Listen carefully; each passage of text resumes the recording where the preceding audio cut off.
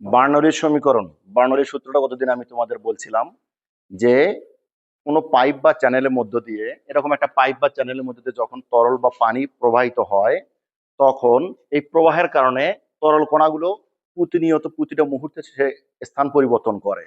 তাহলে এক স্থান থেকে যখন আরেক স্থানে স্থান পরিবর্তন করে, তখন প্রত্যেকটা কণার মোট হেড সর্বদা সমান থাকে। মোট হেড অর্থাৎ total head is the summation of velocity head, pressure head and datum head. Datum হেডকে আমরা জেড দিয়ে প্রকাশ করি, ভেলোসিটি হেডকে আমরা v²/2g দিয়ে প্রকাশ করি, আর প্রেসার হেডকে p/ω দিয়ে প্রকাশ করি, অর্থাৎ এইচ দ্বারা প্রকাশ করি আমরা, তাই তো? এই তিনটা হেডের যোগফলকে বলা হয় মোট হেড বা টোটাল হেড। আজকে আমরা বার্নৌলি সূত্রে এই প্রমাণটা দেখব। বার্নৌলি সূত্র বলতেছে এরকম একটা ট্যাপার সেকশন পাইপ, এই পাইপের এটাকে আমি বলতেছি এ সেকশনকে বলতেছি 1 নম্বর সেকশন, আর বিবি সেকশনকে বলতেছি আমি 2 নম্বর সেকশন। 1 নম্বর সেকশনে যেহেতু তরল প্রবাহমান, তরল প্রবাহিত হচ্ছে প্রতিনিয়ত, তাই না? তরল যেহেতু প্রতিনিয়ত প্রবাহিত হচ্ছে, তার মানে প্রতিটা কণা প্রতিটা মুহূর্তে স্থান পরিবর্তন করতেছে। বলতেছে যে একটা নির্দিষ্ট সময় পর, একটা নির্দিষ্ট মুহূর্ত পর, অথবা তরলের প্রবাহের কারণে এই তরল কণা এ সেকশন থেকে একটা সময় গিয়ে এ প্রাইম সেকশনে অবস্থান করবে, করবে কিনা? ঠিক একই সময়, যে সময় এ সেকশনে তরল এ প্রাইম সেকশনে গেল, ওই একই সময় বিবি সেকশনে তরল কণা বি প্রাইম সেকশনে যাবে। বুঝতে পারছো? এই যে এ সেকশনের তরল এ প্রাইম সেকশনে গেল, এর সময় সে যে দূরত্ব অতিক্রম করলো সেটাকে বলতেছি dl1, সেটাকে বলতেছি dl1। ঠিক একই সময়ে বিবি সেকশনের তরল বি প্রাইম সেকশনে যেতে যতটুকু সরণ ঘটছে সেটাকে বলতেছি dl2, dl2। আচ্ছা বলো তো, এই সরণটা কার কারণে ঘটতেছে? বেগ, অবশ্যই তরলের চাপ আছে এখানে, তরলের চাপের কারণে। বুঝতে পারছো কি? এখানে কি বাহ্যিক কোনো বল প্রয়োগ করা হয়েছে? করা হয়নি। এখানে বেগ আছে, বেগের কারণে স্থান পরিবর্তন হচ্ছে। এখানে তরলের চাপ আছে, তরলের চাপের কারণে স্থান পরিবর্তন হচ্ছে।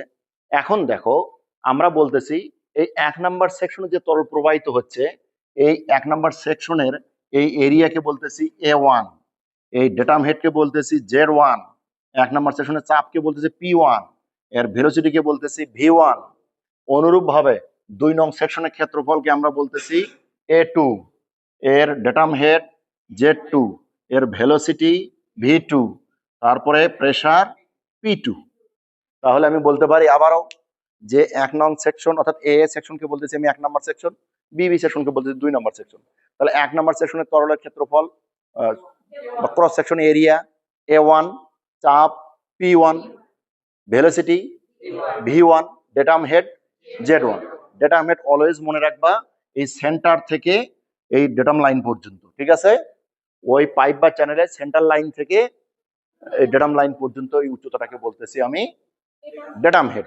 তাহলে 1 নম্বর সেকশনের ডেটাম হেড Z1, 2 নম্বর সেকশনের ডেটাম হেড Z2, 1 নম্বরের ভেলোসিটি V1, 2 নম্বরের ভেলোসিটি V2, 1 নম্বরের ক্ষেত্রফল A1, 2 নম্বরের ক্ষেত্রফল A2, 1 নম্বরের চাপ P1, 2 নম্বরের চাপ P2, তাই না?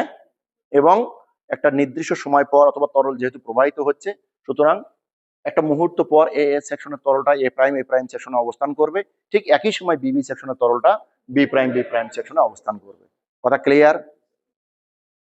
এখন দেখো এই এ সেকশন থেকে এ প্রাইম সেকশনের মাঝে, এই সেকশনটার মাঝে, এই অংশটার মাঝে যে তরলটা অবস্থান করতেছে, এই তরলের ক্ষেত্রফলকে ওজনকে বলতেছি আমি ডাব্লিউ।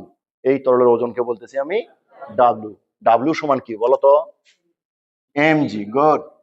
ডাব্লিউ সমান হলো এমজি। আচ্ছা, এইখানে যতটুকু তরল প্রবেশ করছে বিবি থেকে বি প্রাইমে একই পরিমাণ তরল আছে কিনা? এটা কি তোমরা বোঝো একই একই পরিমাণ তরল আছে কিভাবে? কারণ এই পাইপটা যদি তরল দ্বারা পূর্ণ থাকে, যতটুকু তরল বের হয়ে যাবে ততটুকু তরলই প্রবেশ করবে। আমরা বেগের ধারাবাহিক সমীকরণ থেকে এটা শিখছি কিনা? সুতরাং একই সময় এ সেকশনের তরল যদি এ প্রাইমে যায়, ওই একই সময় বিবি সেকশনের তরলটা বি প্রাইম সেকশনে যাচ্ছে। এখানে পার্থক্যটা কোথায় হচ্ছে দেখো, এই 2 সেকশনের মাঝে তরল, এখানকার তরল ডাব্লিউ, এখানকার তরলের ওজনও ডাব্লিউ, একই ওজন। কেন বলা হচ্ছে দেখো, এখানে এরিয়া বড় হওয়ার কারণে ভেলোসিটি কম আছে, বেগ কম। বেগ কম হওয়ার কারণে তার সরণ কম হবে। এখানে dl1 এর চাইতে dl2টা একটু হলেও বড় হবে, কারণ ওর এরিয়া সংকুচিত হয়ে গেছে, তাই না? ওটা সরু, সরু হওয়ার কারণে এখানে এখানে বেগ বেড়ে গেছে, তাই না? V2 is greater than V1, V2 is greater than V1, যেহেতু V2 মান বেশি, সুতরাং এখানে সরণটাও একটু বেশি হবে। এই জন্য DL2টা DL1 এর চেয়ে বড় হবে। ক্লিয়ার এই পর্যন্ত? যেহেতু সরণ ঘটছে, আমরা জানি চাপের কারণে বা বলের কারণে যদি সরণ ঘটে সেখানে কাজ উৎপন্ন হয়, তাই না?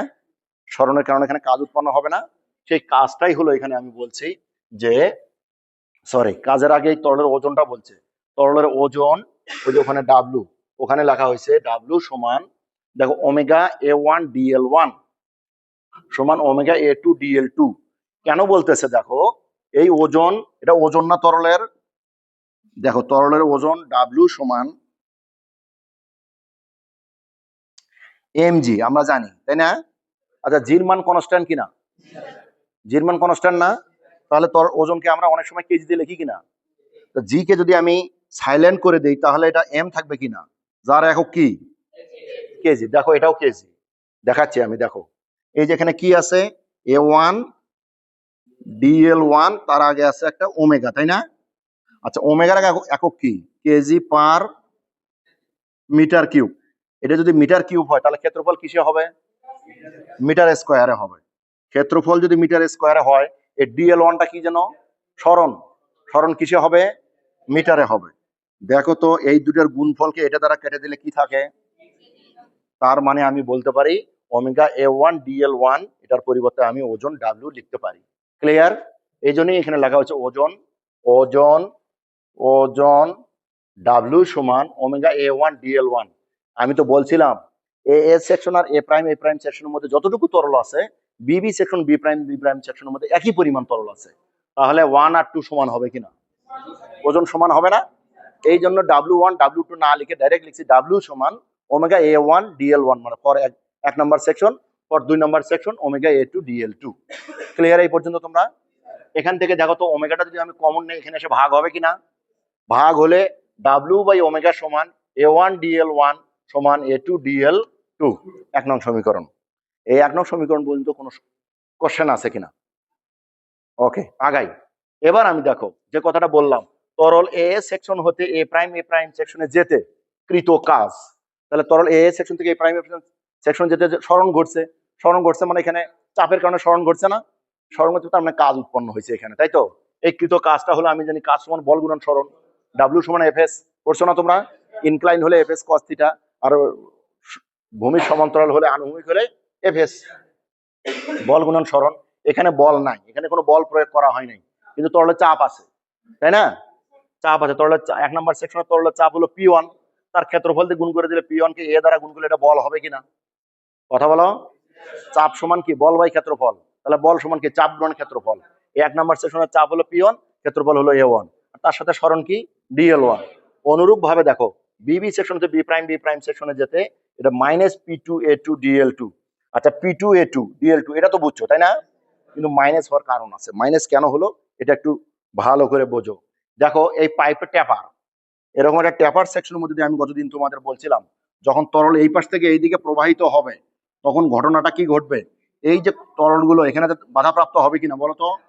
এই যে দেয়ালে যে বাধাপ্রাপ্ত হবে কিনা তরল কণাগুলো, এই যে তরল কণাগুলো এখানে দেয়ালে যে বাধাপ্রাপ্ত হচ্ছে, চারপাশে ওয়ালে যে বাধাপ্রাপ্ত হচ্ছে, যেখানে বাধা সেখানে ঘর্ষণ বল উৎপন্ন হচ্ছে।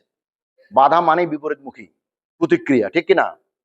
তুমি যেদিকে যাচ্ছে, মানে লিকুইডটা যেদিকে ফ্লো হচ্ছে, বাধা তার বিপরীতমুখী হবে কিনা? এই বিপরীতমুখী বাধাদানকারী বলকে বলতেছি আমরা এই বল, এই বাধাদানকারী বল, অর্থাৎ লস। বাধা মানে কি? লস। তরলটা যদি এখানে যদি পাইপের ট্যাপার না থাকতো তাহলে তরলটা স্মুথলি ফ্লো করতো।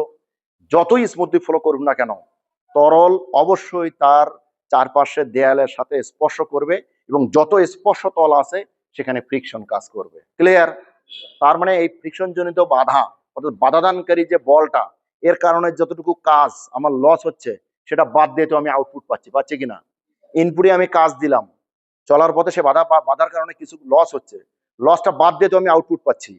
সেই লসটা হলো এই কৃত কাজ 2 নাম্বার সেকশন। এখানে বিবি সেকশন হতে বি প্রাইম সেকশনে যেতে এই কৃত কাজ সমান এই মাইনাস P2A2 DL2। মাইনাস দেওয়ার কারণ হলো বিপরীতমুখী, এটা বাধাদানকারী বল।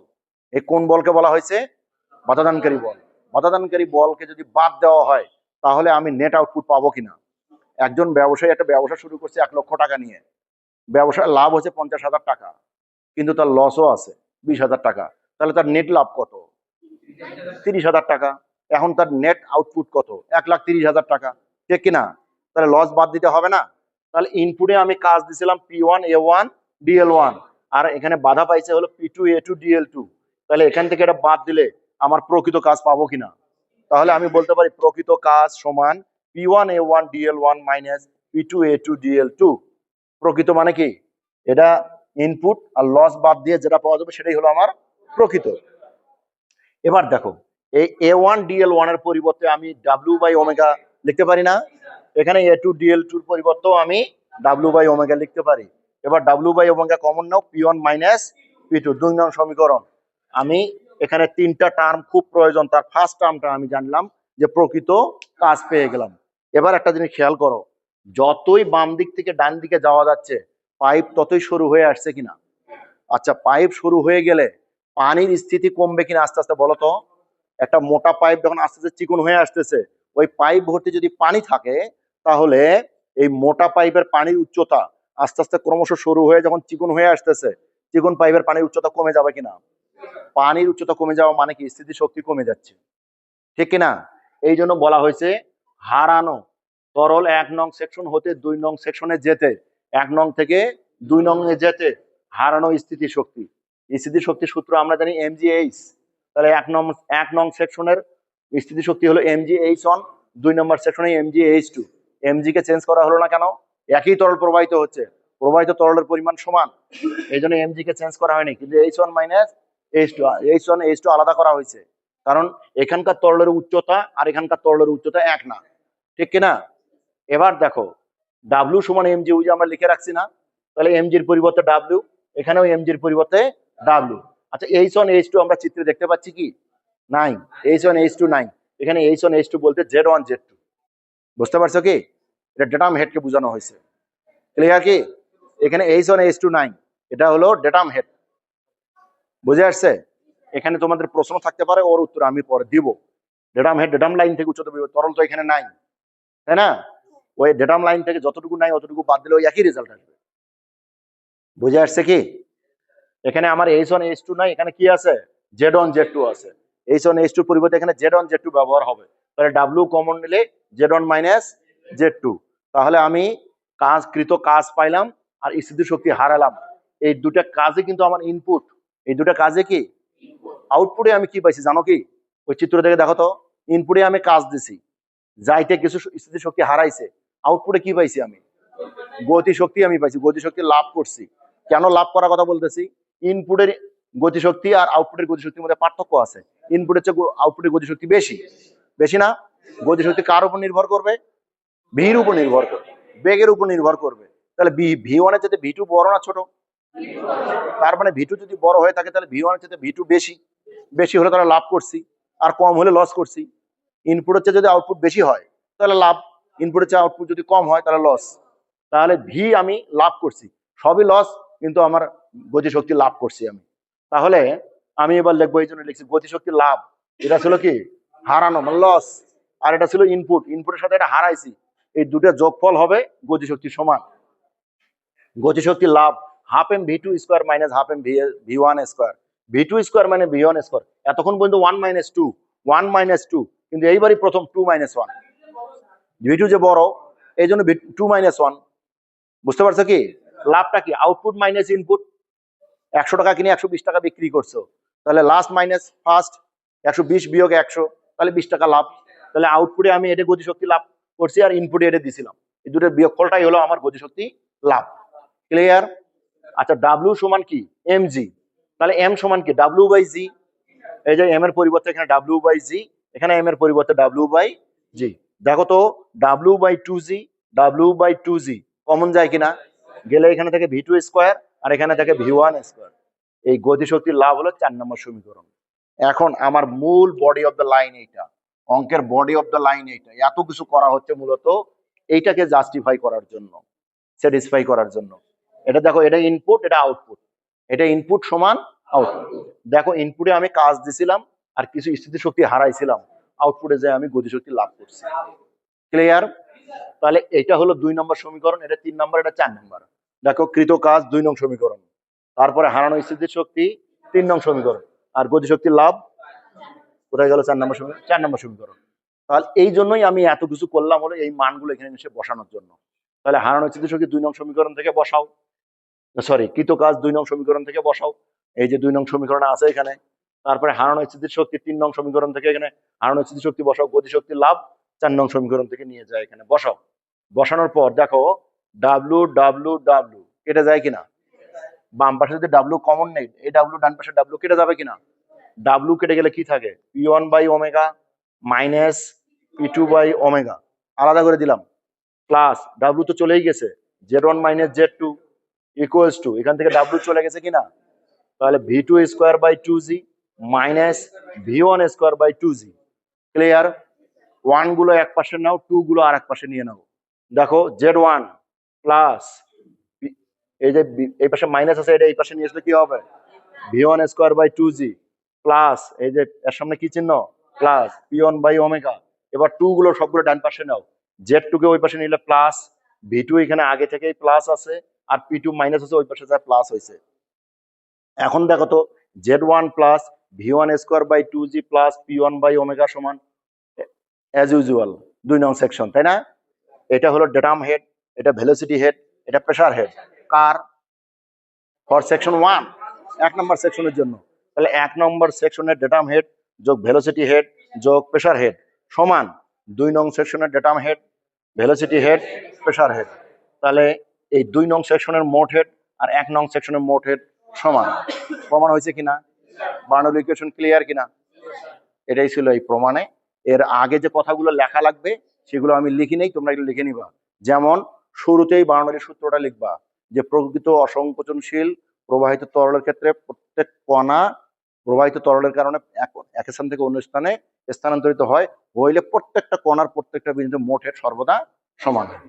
এটা লিখে তুমি লিখবা যে চিত্র অনুযায়ী এ সেকশনকে 1 নম্বর সেকশন, বি সেকশনকে 2 নম্বর সেকশন। তরল প্রবাহিত হওয়ার কারণে, তরলের বেগ থাকার কারণে তরল কিছুক্ষণ পর বা একটু সময় পর বা মানে একটা মুহূর্ত পর এ সেকশনের তরল এ প্রাইম সেকশনে অবস্থান করবে। ঠিক একই সময় বি সেকশনের তরলটা বি প্রাইম সেকশনে অবস্থান করবে। এ সময় তাদের স্মরণ ঘটবে DL1, 2 নম্বর সেকশনের স্মরণ ঘটবে DL2। যেহেতু স্মরণ ঘটছে এবং এ সেকশন থেকে এ প্রাইম সেকশনের মাঝে এই তরলটুকুর ওজনকে আমি বলতেছি ডাব্লিউ, ওজনকে বলতেছি ডাব্লিউ সমান mg। ঠিক বিবি থেকে বি প্রাইম সেকশনের তরল ওই একই ওজন হবে ডাব্লিউ। ক্লিয়ার কিনা? তাহলে তরলের ওজন ডাব্লিউ সমান omega A1 DL1 omega A2 DL2। Omega যেহেতু ইউনিভার্সাল, এগুলোর 1 2 হয় না, তাই না? তাহলে এখান থেকে ওমেগাটা কমন নাও, ডাব্লিউ বাই ওমেগা সমান কি A1 DL1 সমান A2 DL2। এটা 1 নং সমীকরণ। এবার আমি মূল কাজে হাত দেব। কি করব? 1 নং সেকশনে যেহেতু এখানে স্মরণ ঘটছে, এখানে কৃত কাজ, 1 নং সেকশনের কৃত কাজ, কাজ সমান বল গুণন স্মরণ। বল হলো চাপ গুণন ক্ষেত্রফল। বলটা কি? তাহলে 1 নং এর চাপ P1, ক্ষেত্রফল A1, তাহলে P1 গুণন A1, স্মরণ হলো DL1। তাহলে বল গুণন স্মরণ সমান P1 গুণন A1 গুণন DL1। অনুরূপ ভাবে বিবি সেকশন অর্থাৎ 2 নম্বর সেকশনের কৃত কাজ, এটা বিপরীতমুখী কাজ, তাই না? কার কারণে? ঘর্ষণের কারণে।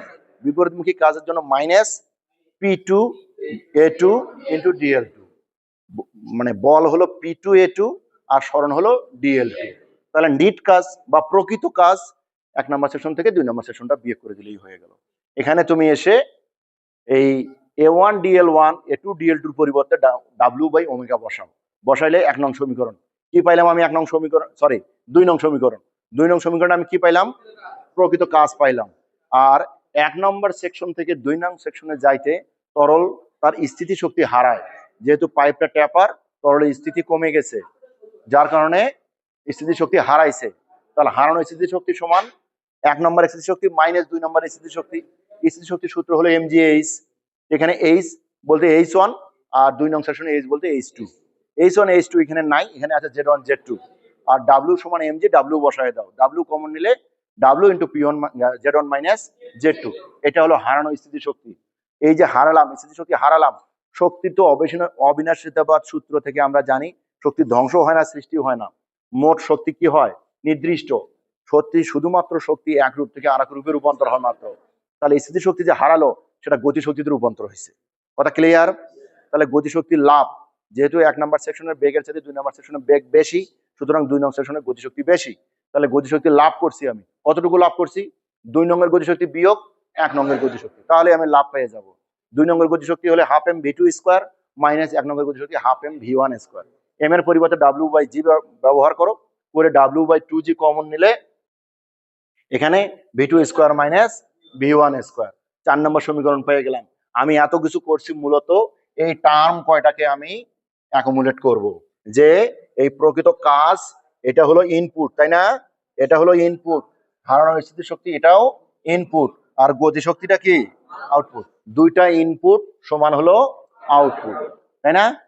আউটপুট। তাহলে এটার মান 2 নং সমীকরণ থেকে, এটার মান 3 নং থেকে, এটার মান 4 নং থেকে নিয়ে এসে ডাব্লিউ কমন নাও, নিয়ে ডাব্লিউ এখান থেকে এলিমিনেট করে দাও, দিলে এটাকে ভেঙে নাও, 1 গুলো এক পাশে নাও, 2 গুলো আর এক পাশে নাও।